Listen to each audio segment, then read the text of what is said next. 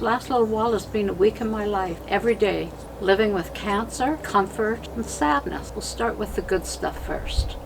Got a call from my oncologist. The results came back from my blood work, and my cancer markers are still down, which is yay, good. No changes. I'm just fine. Interesting conversation, because she always asks, how I'm doing. And I say I'm tired. And she said, that's probably from the Ibrance, the chemotherapy pill that I'm on. And she said, we could lower the dosage again and see if that gives you more energy. And I thought about it for like that fast. And I said, no. The combination of the letrozole and the chemo drug are obviously working. And so why would I want to play with that? If I have to sleep more, so be it. It's really an issue. Like, I'm sleeping a lot. And she asked how my pain was. And I said, it's pretty intense at night. During the day, it's bearable, because it could be MS pain too. Because it's the same kind of pain I've always had with MS. So I'm not going to blame it on cancer, but it's bearable. And she said, okay, you're taking the hydromorphone? I said, yes. I take one a day at nighttime when I go to bed. That's what I was doing last month. Then the pain was getting more intense. So I started taking 1.5. Didn't really help. Like, if the pain is too bad at night and I can't go to sleep, then I'm in deep trouble. I can be awake for 4 or 5 hours. So I upped that dosage to 2 pills, and if I wake up in the middle of the night and I do an assessment of my body and say, okay, I can go back to sleep, or gee, no, the pain's too bad, I better take another pill. That's how I work it. And she started laughing. She said, you're scared you're going to get addicted to these, aren't you? I said, yeah. And she said, Denise, you're on the lowest dosage possible. What does your prescription bottle say? I said, well, it says I should take 4 every 4 hours, right? And she said, how many are you taking? 2 a night? I don't think you've got anything to worry about. That was the end of that conversation. So she says, I think we'll keep you on the same, the chemo drug for another couple more cycles, and we'll do a CT scan in another couple of months. Anybody out there that's living with cancer, you don't ever live without that inner turmoil, that worry. Oh God, what's going to happen? Oh gee, I have a headache. That must mean I've got cancer in my brain. You try to push it away, but it's always sort of appearing, sneaking its little way in there sometimes. Well, the second thing that happened the day before my birthday was my old friend, my recliner. Now guys, no recliner jokes. They're ugly, no matter how you try to doll them up. But I've had my recliner for 16 years, and it's a really important part of my life. I broke my ankle at the end of 2010, and I lived in that recliner for 6 weeks because I had to keep my foot elevated so that I wouldn't have to have surgery on my ankle. It was horrible. I was like, that's horrible. My recliner and I were not friends at that moment, but I've done a lot of napping in my recliner in this last few months. So the other night, now it has been acting up. I will admit it's been acting up sporadically for the last year. Every once in a while you hit the button, and it's a recliner that stands you up. Right? Very important. And it's just all of a sudden will kind of work real slow, or it doesn't work properly. And Alan, my husband, has tried to fix it, and the other night it died. Only I was sitting in it with my feet up, and we didn't know how we were going to get me safely out of the chair. Now, as you know, with the cancer that's gone into my bone, I'm very cautious about anything that's going to injure my legs, because between the MS and the cancer and the bone, I figure I'm just getting attacked from all sides, Here's the recliner in the position it was locked into when I was trying to get out with the feet up. So we couldn't get the feet down, and I couldn't get out. It was kind of scary. Anyway, rest in peace, recliner.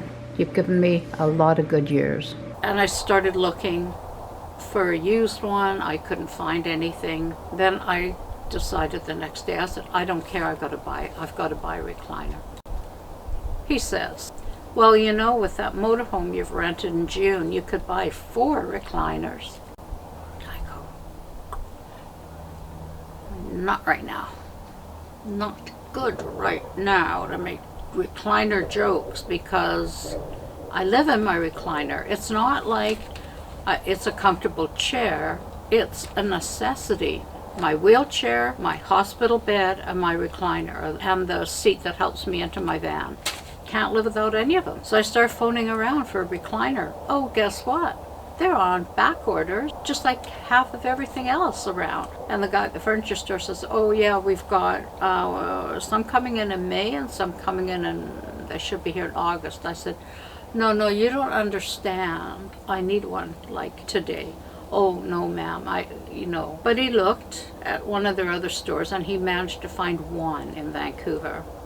I looked at it online. I went, yeah, just buy it. Other recliner, which is one that we bought 16 years ago also, is a manual chair that rocks. And I gotta tell you guys, if you're ever in the market for a recliner, and you know you're not gonna buy one because you just love how they look, you're gonna buy one because you need it, do not buy a rocking recliner. Dangerous? OMG. I just about dumped myself twice where the thing rocks and Alan's trying to hold the recliner and get me out of it, because of course it doesn't lift up like my old recliner does. Literally, please do yourself a favor. If you've got mobility issues, you're older, you're weak, please don't buy a rocking recliner, and if you have one, get rid of it. So they come with my recliner. Exciting day. The delivery guys don't understand. Not that it is a wider, bigger recliner, it's just the way they make them now, I guess, and opposed to 16 years ago. So the first thing that happens, of course, is brand new leather. It's all slippery. I climb on the recliner because it sits up higher than my old recliner, and promptly try to slide right off it. I went, shit, this isn't going to work for me. This is not going to work for me. So my friend Chris has brought over for my birthday, which is today, an English tea that she's done herself. So we have cucumber sandwiches, we have scones, clotted cream. I don't know what's up there, but I know it's beautiful. Oatmeal raisin cookies, Nanaimo bars, and lemon cake. Whoa. And tea in our Royal Albert teacups. So there you go. What a beautiful way to spend a birthday. To be 14 almost is going downhill, and I want to start looking for a different recliner, something that's smaller, because this one's got a deep seat and it's wider and I'm just sliding right off it. But I realized that we can't leave her, she's too ill. And so I said, no, you know what, Alan, I'll make this recliner work somehow. I will. Right now is not the time to be out looking for recliners, even used ones. Ashley, our little dog, slept for a couple of days. Now I have to also tell you, a week ago she was still going for walks with her dad and going for car rides and barking when the grandkids came over and so forth, but she was obviously in pain. She was eating still a little bit, not much, drinking, going to the bathroom, no problem, but she was not happy. And I said to Alan, we need to phone the vet. He said, if we phone the vet, she's not probably going to be coming back. We waited a couple more days, and finally I said, I need to phone the vet. And that night my girlfriend came over for dinner, and something happened that's never happened before. Now she looks after Ashley if we go to town or something like that, and Ashley would normally, if she heard her bark and go crazy and jump up and down and, oh, Auntie Leslie, I love you, I love you, I love you. This time she laid on her stool, and you guys, she cried. It was as if she was saying, Leslie, do something, please. Please do something for me now. That's exactly how it felt to me. And Leslie said to Alan, you've got an appointment in the morning. I'm going to come with you. There's no way you can push Denise in the wheelchair and try and maneuver a dog that's freaking out. Last Thursday, That's why I didn't do a video on the weekend. I was too distraught. I mean, we haven't stopped crying hardly. And the kids come over and they go, "Where's Ashley? We love her so much." And it's been very painful. But you know, the nice thing about it was the vet, they took Alan into a room where there was a couch and could sit with her in a more relaxed place where she wasn't so uptight. Now, we're getting her cremated, and on her birthday, which is April 12th, the grandkids and everybody are coming over, and we're planting a little tree and having a celebration of her life and telling Ashley's stories, and the kids will draw pictures of her and stuff, because they don't really understand that young age of 2, 4, and 6. They don't understand the death process. And I just didn't want to say to them, "Oh yeah, she's gone to heaven." I didn't want to do that either. I just wanted them to understand in a very simplistic way that no, she isn't here anymore, and it doesn't mean we don't love her and we don't miss her, but we will celebrate her. And they seemed fine with that. So the good was the oncologist's call. The bad was my recliner breaking. That's the worst thing that has happened to me for a long time. I'll admit, boy, that was scary. And the sad was that my little companion dog. Now Ashley has done agility with me, tracking, searching. She picks up stuff for me. She's my service dog. She guards me. She protects the grandkids. She made Alan and I laugh every single day. Every single day there was something funny and goofy she did. Here's an example. I went to go to work one day. She was, a bit younger, right?